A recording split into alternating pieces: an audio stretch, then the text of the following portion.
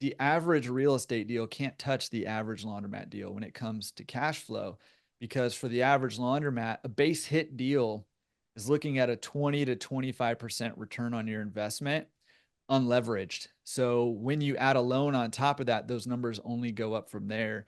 And that's not talking any value add or anything like that. The way I look at it is I have what's called the wealth tripod, right? You've got cash flow, you've got equity, and you've got your tax advantages.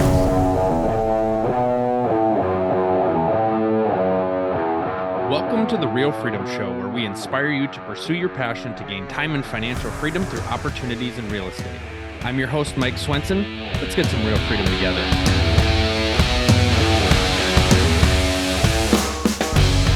Hello, everybody. Welcome to Real Freedom, where we talk about building time and financial freedom through different opportunities in real estate. I am your host, Mike Swenson. If you want to get started on your real estate investing journey, make sure you check out our website, freedomthroughrealestate.com. We've got lots of great videos, articles, past podcast episodes, and all that for you to check out. Now, today, we're talking about laundromats, and really excited to talk about that. There's so many things, as we talk about different spaces that you can invest in, different ways to build income. There's ways to vertically integrate, and you can pick up different things along the way and align yourself strategically so that you can be more efficient with your time and your connections and all of that. And so laundromats is certainly something that fits very well into other areas of real estate. So we've got Jordan Berry here. Jordan was actually a pastor for 15 years, transitioned out of full-time ministry, got a laundromat, and didn't have a great experience starting out, which excited to hear more about that. And then just realized he wanted to focus in, helping people build and run laundromats. So created the Laundromat Resource as an education and community platform for laundromat owners and share best practices and connect with each other. So Jordan, we're so excited to have you on the show and hear about laundromats and share your wisdom with us. Hey, man, thank you for having me. I'm excited to be here. And I don't know why everybody's always excited to hear why things went wrong, but I guess we just all like a train wreck, don't we? I think you hear these stories of like, oh, I've got financial freedom, I've got everything perfect, and my house is all in order and everything's good.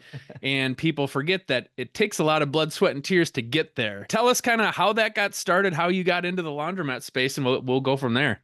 Yeah. Well, I mean, like you said, I was a pastor for just about 15 years, and this is about a decade ago. It was, I had a couple young kids, married here in Southern California, and was just time to transition out of doing that full time. So I was trying to figure out what to do with my life. I had a little bit of an identity crisis.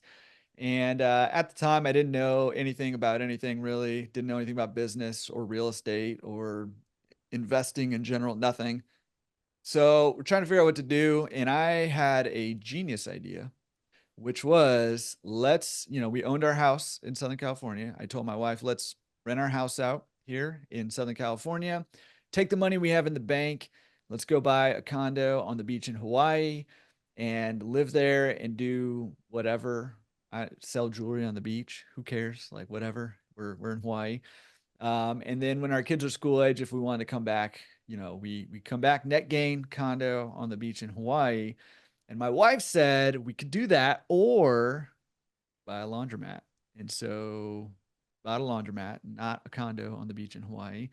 And the way that came about was we had a family friend who he was working a high-tech job in the San Francisco Bay Area, and he was making good money, but he was working 70, 80 hours a week sometimes. And so he ended up buying one laundromat, replaced his income, and was working 5 to 10 hours a week. And we we're like, yeah, like that sounds great. Let's do that. Money coming in, very little time invested. But as you alluded to, it didn't work out like that for us initially. And it ended up being, we lost a lot of money, and I spent a lot of time trying to figure it out. So it's the exact opposite of what we're looking for. But that's how we got into it. I've got so many questions to get through, but kind of operationally, there's a bit of a knowledge gap going from never having run one before to knowing how to run one. the machines themselves, making sure they're working well, making sure they're, there's so much to it. So kind of talk about that learning curve of getting in and rolling your sleeves up and kind of figuring out like, how does this thing work? Was that research you did before the purchase, or is that research you did after the purchase as you're kind of getting up and running on it? Yeah, well, as you could probably guess, I mean, I did as much research as I could going into it, but this was a decade ago. There really wasn't a whole lot of information out there at the time, and the family friend, he did help out a lot, but he had a very different experience than we had. He bought the laundromat, and it was like gangbusters from the get go, and so he really didn't have a lot to help with because he just didn't have experience in the situation we ended up in. Yeah, so there's a stat that floats around. Probably a lot of people have seen it that says, 95% of laundromats are successful. And for the life of me, I could not figure out how I was in the 5% that couldn't figure this easy business out, right? And it turns out that, what was sold to me was the dream of, you know, here's all this money that's going to come in, and I was sold a pro forma of like, here's what's going to happen. And was told basically, hey, you're just going to have to come in once or twice a week to collect quarters. And I'm my laundromats are here in LA, and so there's just a whole lot more to it than anticipated, especially because of Mhm. the area that it was in. And so, I had problems with, homeless people trying to sleep there.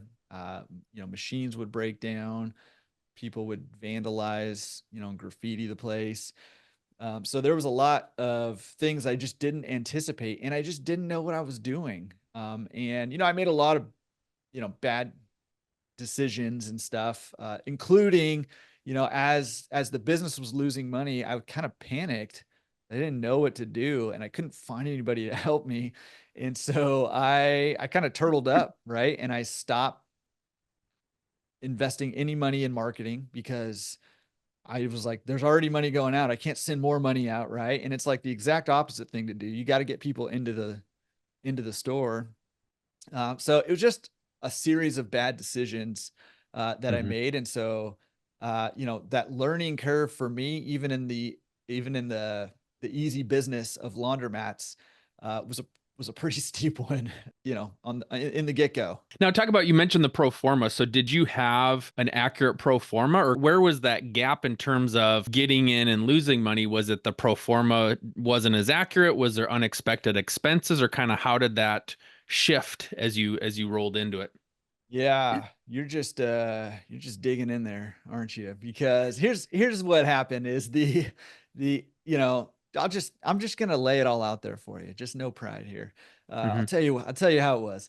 I like I said, I didn't really know a whole lot about the business or any business at all. And so I relied almost entirely on the broker. And the Hmm. reality of it is this broker just didn't have my best interests in mind. So in the laundromat business and pro formas, we measure the performance based on what we call a turn per day. That's one of our KPIs, turn per day. And that's the average number of times a machine is used. Each machine is used per day in your store. And, around three and a half is kind of the average. And, I think the pro forma he sent me started at five, which there are laundromats doing five and beyond. But that's not a conservative number whatsoever. And that Hmm. particular laundromat was never going to do that many turns per day. So that number looked really good. Another thing that he told me, and I just was like, okay, yeah, I mean, you know what you're doing. But he told me, look, this laundromat that I bought is what we call a zombie mat in the industry. It's a, fixer upper laundromat. And he said, look, this is a fixer upper, so we really don't need to do any due diligence. It's basically breaking even now. We're going to put new machines in and, renovate the place and stuff. So just look at the pro forma. And I was like, okay, that makes sense to me. But the reality of it is that it wasn't breaking even. It was losing a couple $1,000s a month.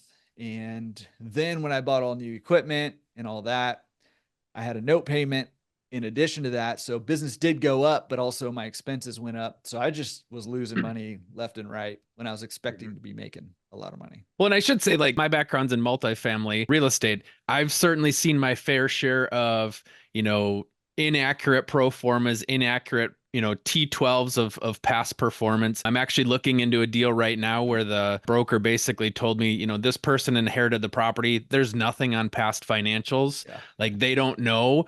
They don't necessarily have rent rolls. They don't necessarily know what the leases are. So I get it. Like, you can do due diligence and be great at it, and there's stuff that comes up. And now, in some cases, people like that might not take the risk. In some cases, people might decide to take the risk. So yeah, I've been all over the place in terms of what information I've had looking backwards, and then yeah, what information going forwards can you properly project. And certainly, we project rent increases and new leases and, vacant units, things like that. So yeah, there's things all over the place where, if a couple of those go in your favor, great. If a couple of them don't go in your favor, it makes it a little bit longer of a turnaround. So I totally understand that. Yeah. And I mean, I think that's true for any asset class, right? Like anything that you're doing for the first time, you're just not going to know.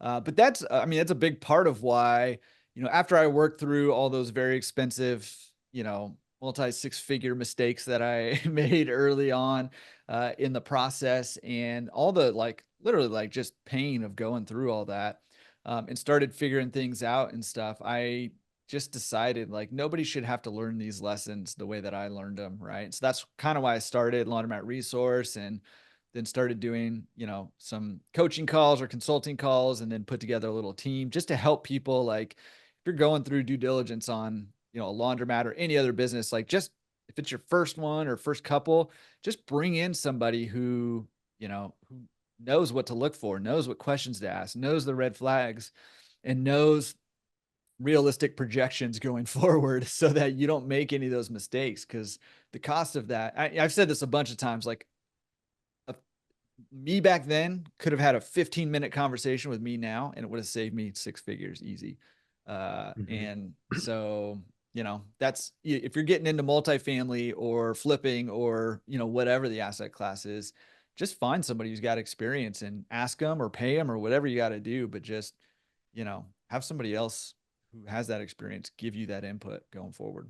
Now, what would you say to somebody that is interested in a laundromat as a business? If I'm looking at a laundromat or I'm looking at maybe some other options, sell me on the laundromat here. What's the benefits when done well Yeah. that somebody can look into and kind of scale it as they continue to grow? You get one up and running, but what is kind of that appeal for somebody? What would that look like? Yeah. I mean, my original dream is a realistic dream. It just wasn't the realistic dream for that particular laundromat, but the dream of money coming in and very little time going out, disassociating time and money it's real. And this podcast, right, is all about financial freedom and all that. But when we talk about financial freedom, leaving your 9 to 5, those kinds of things, what we're talking about is cash flow. And I love real estate investing. I have real estate. I'm a huge fan, maybe even more so than laundromats sometimes. Um, However, the average real estate deal can't touch the average laundromat deal when it comes to cash flow, because for the average laundromat, a base hit deal is looking at a 20 to 25% return on your investment unleveraged. So when you add a loan on top of that, those numbers only go up from there. And that's not talking any value add or anything like that. The way I look at it is I have what's called the wealth tripod, right? You've got cash flow, you've got equity, and you've got your tax advantages.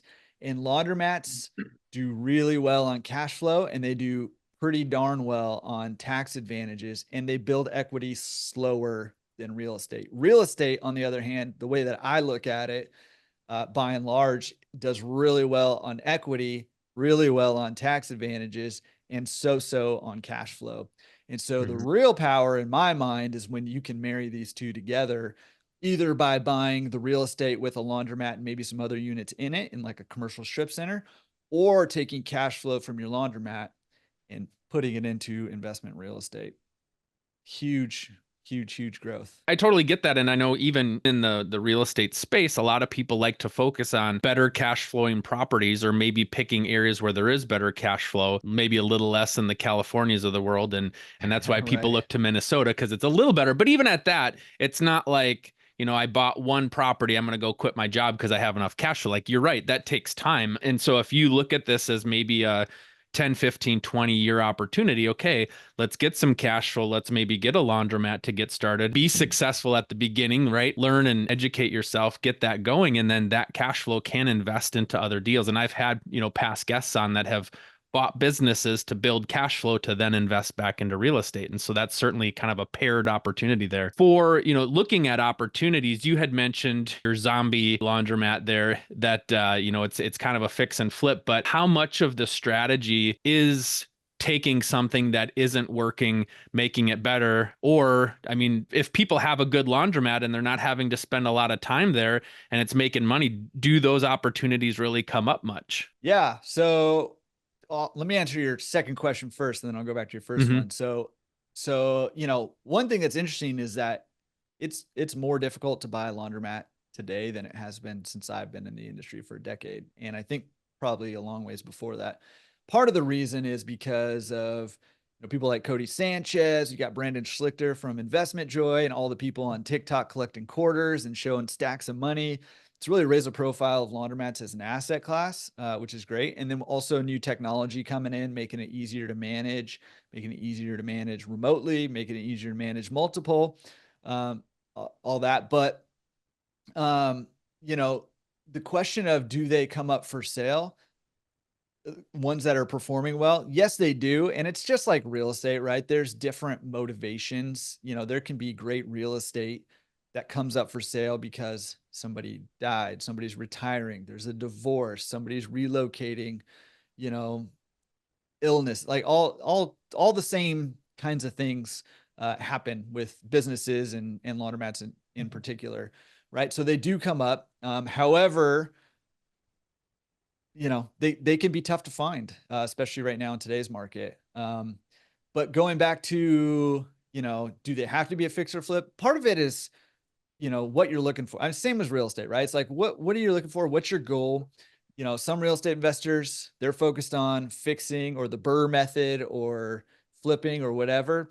And some just want stable class A, class B properties that are just going to perform, right? So part of it depends on what your goal is. Part of it depends on what your capability is in terms of how much finances. Obviously, you're going to pay more for one that's making, $200,000 net of cash flow versus one that's breaking even. You got to go fix it up. Mm-hmm. So it really all kind of depends on what your goals are and what your position is in your strategy is. But Yeah. both can be super viable ways to go. Now, in terms of locations, you had mentioned, doing marketing, trying to get new people in. Obviously you can't move the building when you've got the building. So how much can you increase things, or what are maybe some of the strategies of increasing the foot traffic to try to get people in? Are you looking at what area is it in? How much regular foot traffic comes? Are people willing to drive a little bit to a great laundromat versus not a great laundromat? What are maybe some tips you can give folks as that might be analyzing a deal and wondering, like, how much does that location play in and how much can I grow that from when I take it over? A lot of it depends. Most of my answers are it depends, Right. right? I But I'm get gonna it. try to Yep. tell you what it depends on at least. Yep. So if you're in like a city, or even like it doesn't have to be a major metropolitan, but especially there, but even just like a normal size city, you're not out in the boondocks somewhere. Then you're probably looking at around a mile. Like here in LA, I'm looking at like a half-mile radius around. Realistically, I'm not going to draw too many people on a self-serve laundry from more than half a mile where I'm at, or a mile in like a normal kind of situation. So I'm looking to see how many people are in that area, what my competitors are like in that area, and this is for self-serve laundry. So when you do kind of the demographic analysis, you're looking at people at or below median income, usually a renter demographic, and that's going to be your primary target audience for self-serve laundry. Um, However, laundromats, another great thing about laundromats is that there's two kind of paths to scaling, and you can do one, the other, or both. And one is add a bunch of locations, which I've got buddies who do that exclusively. The other is you can start adding the service side of the business, right? And this is where it actually can integrate pretty well with real estate. Again, we were kind of talking about that before we hit record. but you can offer drop-off laundry. So now you're hitting a different demographic, probably going to be people above median income, and it can widen the radius a little bit. And then if you add in pickup and delivery, where you actually go out and get it from the customer, whether it be a residential customer or a commercial customer like a salon, a massage parlor, yada, yada, yada, small hotel, motel, et cetera. Now your radius is going much wider, and also you are hitting different demographics again of residential, but also you're including small businesses within that too. So you have a lot of different levers to pull when you own a laundromat, depending on what you want to do and how big you want to grow it and what you want to get involved in. And we talked about this offline too. We've got some short-term rentals ourselves. I've got some friends that have short-term rentals that, yeah, there's a heavy need for laundry when there's turnovers. And, we've got some where it's same day turnovers. And obviously we have extra sets of sheets there. But at the end of the day, those sheets need to get washed before maybe the next guest comes in. And so that's where some of those services can really pay off versus having a unit where there's a washer and dryer there and you've got to wait for all the laundry to finish before your cleaners can leave. There's some differences there. So there's a lot of great opportunities there to have some value add opportunities that you can grow off of. Yeah. And we're talking about like vertical integration, right? If you're managing short-term rentals, you can offer that as a service. And, now you've got self-serve customers that are coming into your laundromat that are paying the bills and maybe even a little on top of that. But then everything else that you're doing for your property management company, we're offering a linen service to your, the properties you're managing. That's gravy right there. And you can offer that to other property managers. Or if you just own a laundromat, you can go to these short-term rental property managers and say, hey, we're offering this service, right? So that's a whole other, avenue that you can go with a laundromat. What type of in-person presence does it take? So obviously I get, probably depending on how much the machines break down or things like that. But like if it's going okay, I mean, I'm sure you've got cleaners that come in every day to make sure that, over the last 24 hours, hopefully people throw stuff away, but you got to come in and do that. Obviously, you're kind of collecting the coins out of the machines, but what's kind of some of those in-person needs that pop up throughout a typical week? I always joke that as soon as the first dryer sheet hits the floor, it's like a free for all, and people feel like they can do like throwing diapers around and chicken bones and all kind. Like it's just, it doesn't matter. All no holds bar now. Yep. But yeah, so you're gonna have people cleaning, stuff like that. Some owners do that themselves, but in my mind, that's not the goal of owning a business like a laundromat, right? Maintenance, a lot of owners do maintenance themselves. Maintenance can get costly, especially if you have older machines. But again, outsourcing is more ideal, if you ask me, if you're able to. Once things are kind of up and running, you have the right people in place, and the right systems in place and the right technology in place. I mean, management, you're looking at maybe 5 to 10 hours a week of management. And that's, collecting quarters if you have quarters, but you can also add digital payment systems like card or app payment systems. And even just a lot of laundromats are just getting rid of quarters altogether, which I think is a good thing, by and large, especially for management purposes. So really, I mean, you're looking at 5 to 10 hours. So that's included being in the store, checking in on your employees, making sure they're doing what they're supposed to be doing, showing up, all that stuff, doing the books and accounting and paying bills and all that stuff. So really management can be, very, very minimal. And the more you scale, a little bit more time gets added until you get to a certain point where you can add that next level of management there to take care of a lot of those tasks for you. Have you ever heard the phrase, you're the average of the top 5 people that you hang around? Well, real estate agents, I'm excited to increase your 5 with you. We're launching the Real Freedom Investor Agent Tribe to help you get educated and connect with others to build your real estate investing journey, and also to help you along the way as you're working with real estate investors. So come check it out on our website, realfreedom.com.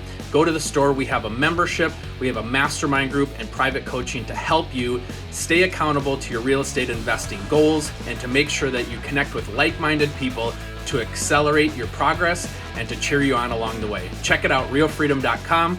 click on the store. Now, talk a little bit about Laundromat Resource, being able to connect people and help people, and the stories you hear, and kind of the best practices, and putting that all together to truly be able to help people. Like you said, somebody can walk in and know a lot more going in with their first property than they would have, 10 years ago because of what you're building. Yeah, I mean, and like I said, like that's why I started. It never started to be a thing. I just started a little blog just to share the lessons that I learned, because I was like, gosh, man, it was just so painful going through all that stuff. And then I realized writing was difficult and took a long time. So I was like, I'll just start a YouTube channel. So I started a YouTube channel and started talking about lessons, and that kind of actually took off. And then I was like, well, if I really want to help people, I should talk to as many people in this industry who are doing cool stuff as possible. So that's where my podcast started, Laundromat Resource Podcast, where I interview owners and other industry professionals there. And it's been awesome, man. It's so cool to be able to help people who are trying to do something for themselves and for their families and for their communities. And one of the things I love about laundromats, yes, I love that you can make good money. Yes, I love that you don't have to spend a lot of time doing it, but you also get to do it in a way like laundromats have like this unique space where it's one of the few places that communities still gather together in the communities that do laundry at laundromats. And so you actually have an opportunity to make a cool impact in communities when you own a laundromat. So, it's kind of that trifecta where you're making good money, you don't have to spend a ton of time, but you make a pretty big difference. And by extension, I feel like by helping other people get in the business the right way, run their business as well, I'm helping them and their families, which I love, just having a small part of that, but also having a very, very small, but a little bit of a part of helping transform communities in positive ways, which is just, I don't know. I love that. I think that's a huge motivator that keeps me doing it. We're like 175 podcast episodes in, and it's hard, like it's a hard grind to do these things, and it's a lot more work than it looks like it is. But I keep going because I love that part of it. So how can people find you? So laundromatresource.com, Laundromat Resource everywhere else, podcast, YouTube, socials. My email is Jordan, Jordan, at laundromatresource.com. And yeah, I'm around.